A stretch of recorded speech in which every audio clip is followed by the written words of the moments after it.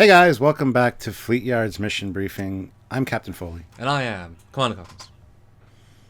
Yes, he is. I was trying to think of a joke, but it's so cheesy I couldn't think of a joke that would be as cheesy as the content we're going to look at. Biff, pow, bang, maybe. Yep. Yes, no? Yep. Anyway. Wait, doesn't he do this at some one point? Oh, the Batusi, yeah. Yeah. The Batusi. Yeah. Today, in case you couldn't guess, we're talking about the 1966 Batmobile from the Adam West Batman series, which was just amazing. Batman TOS.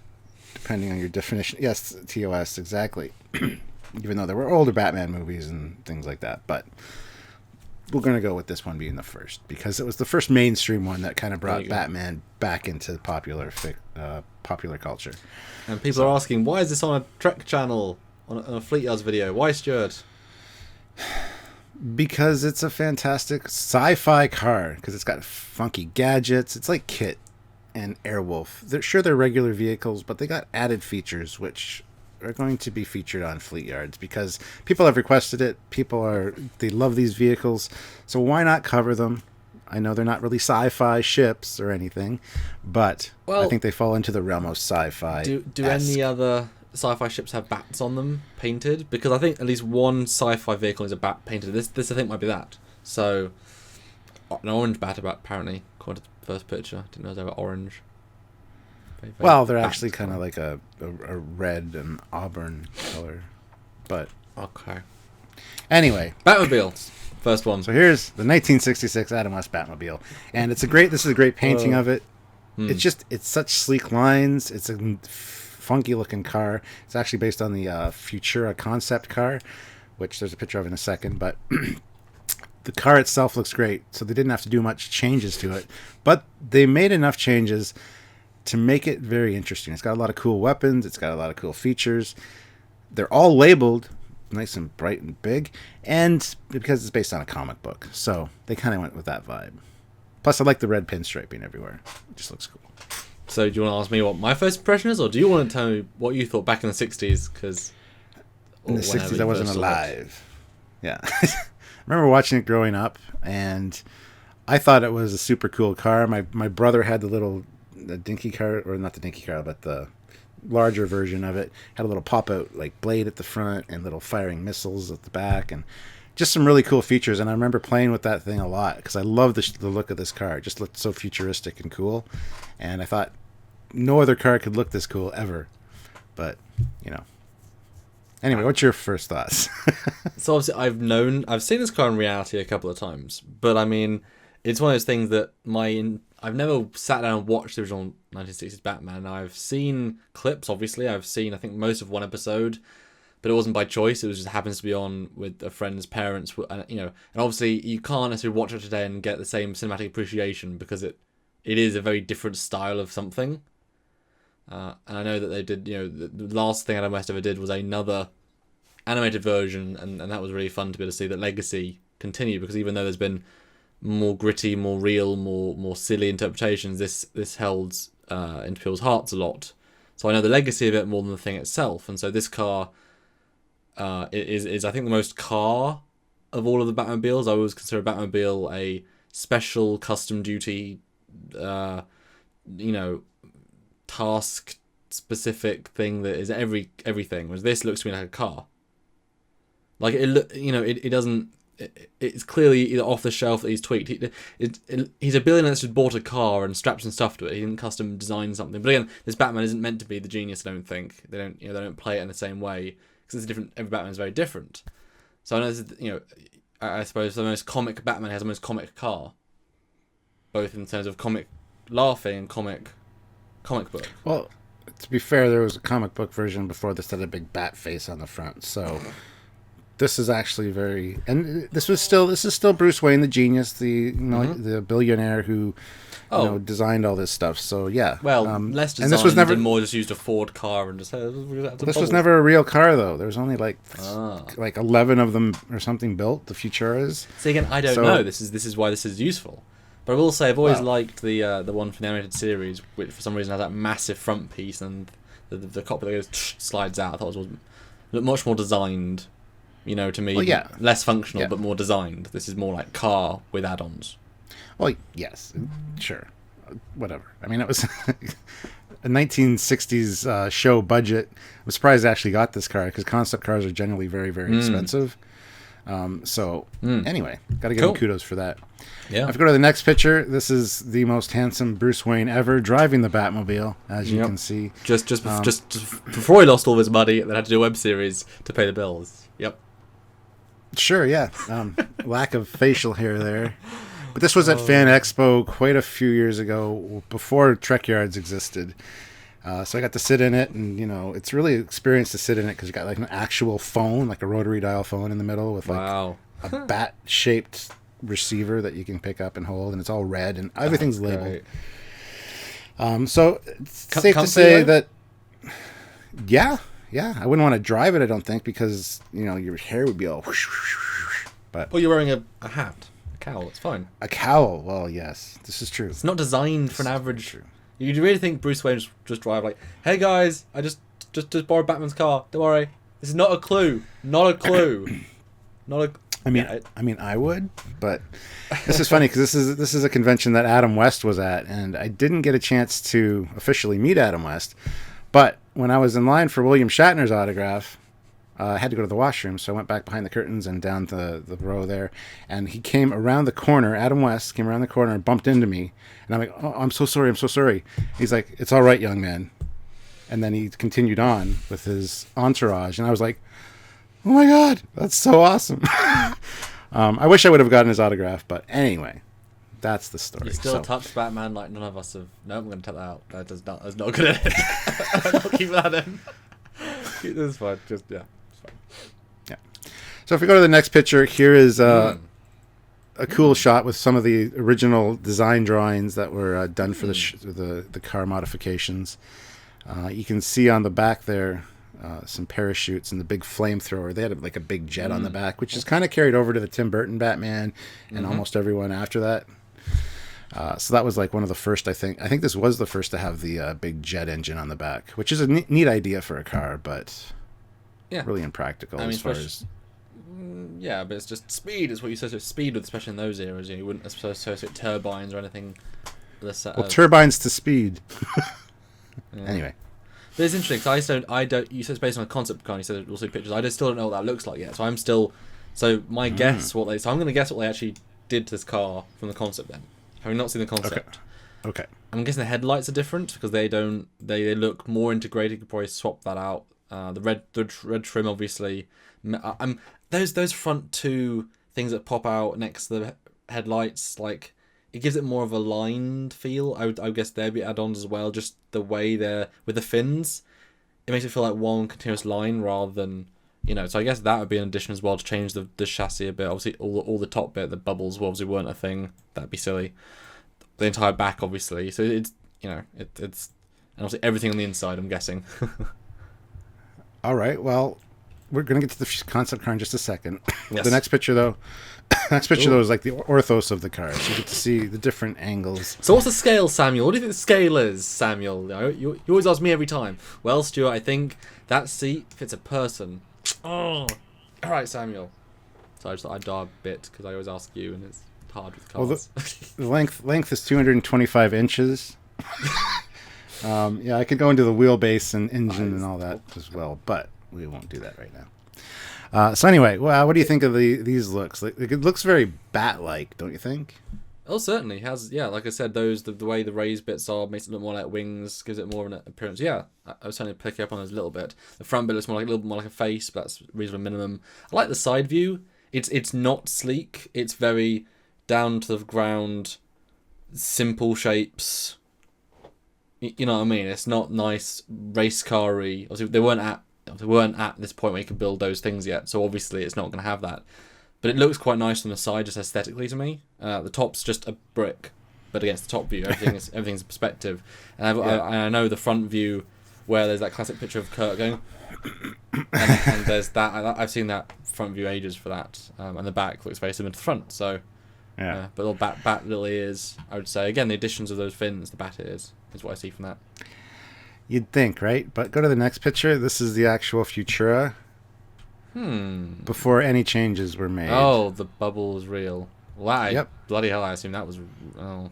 They just took out the middle part that opened up. It was just always open. And they added that center bar. And the fins on the back are the same. The fins on the front around the headlights are modified a little bit, but they're still there.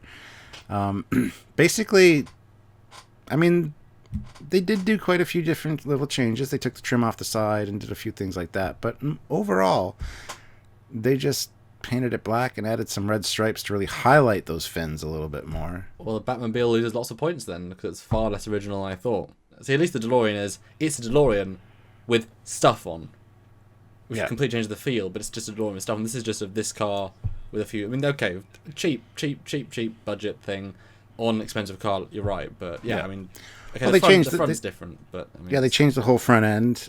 They added the 3 launchers to the back there and stuff. And the middle part, like I said, between the canopies is different. It's got like a siren and stuff. But then again, they could have picked, like I said, to have the fins, the ear points...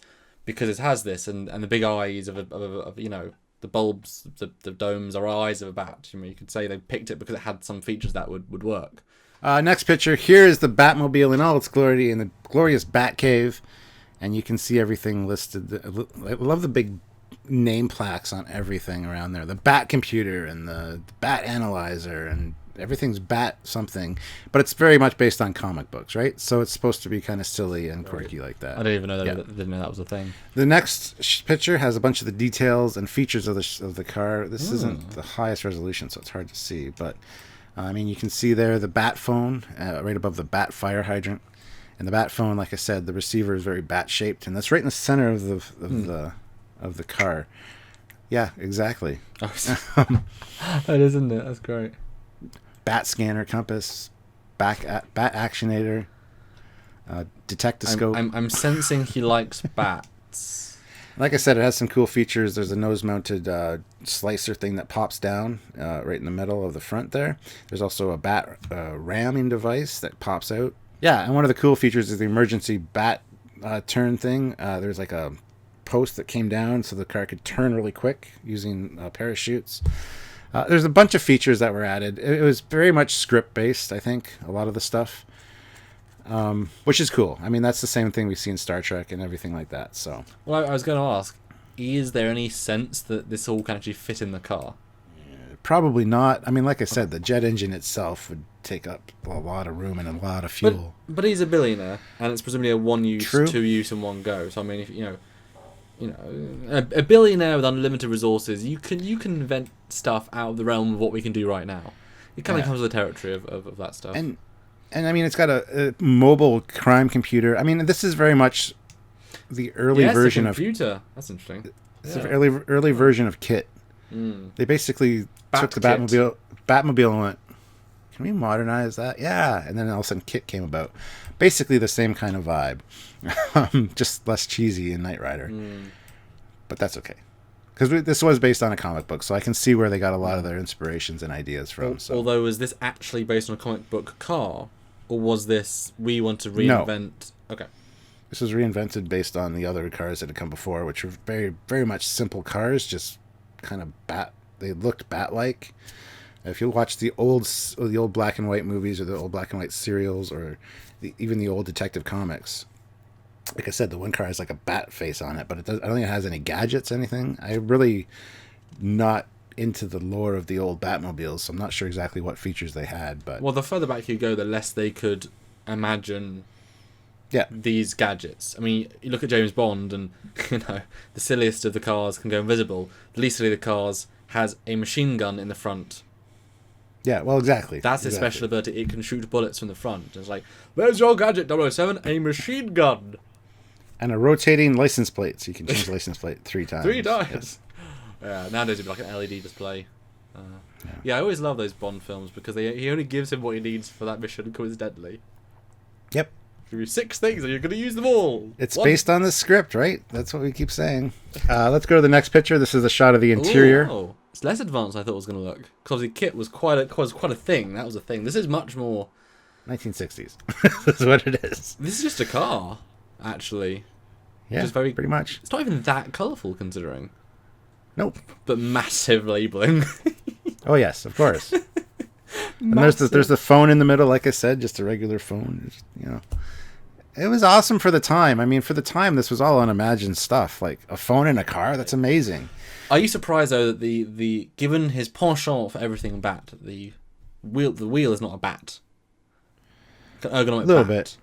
Because it's just this motif. I mean, you can make a bat. Well, go to the next picture. This is a different interior. I think they changed it a few times over the course of the run. Plus, these are all fan-made cars too, so there's different things. Yeah, this is quite a lot different, isn't it?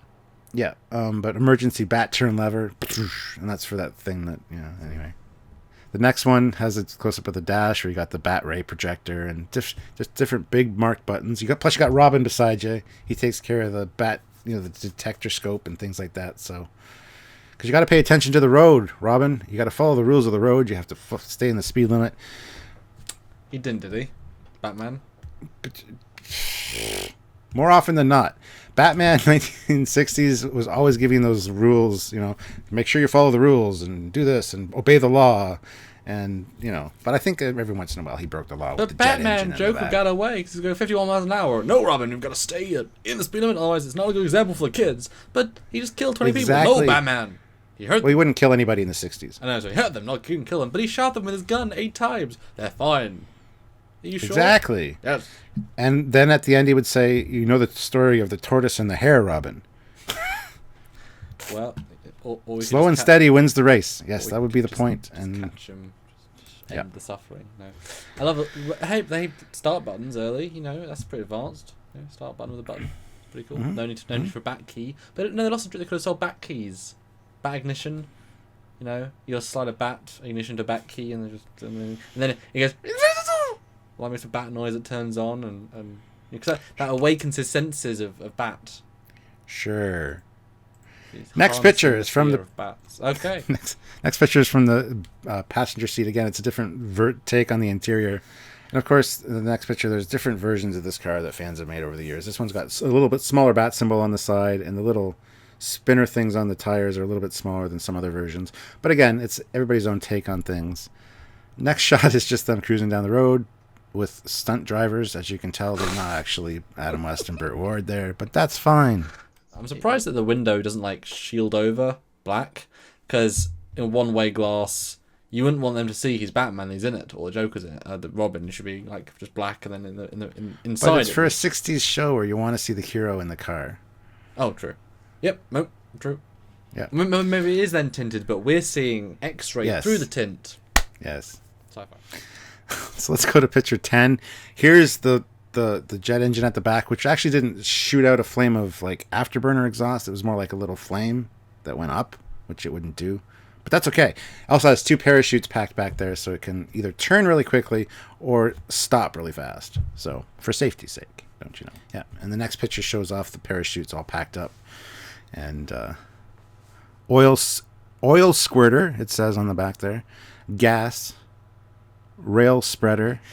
Picture 12 is just a comic book version of it, which again looks fantastic. I do love the look of this thing. It's very neat.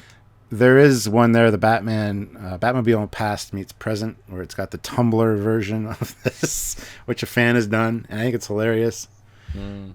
And it definitely actually works for me, but that's okay. Yeah, the tumbler itself again doesn't really work for me. That's not Batmobile.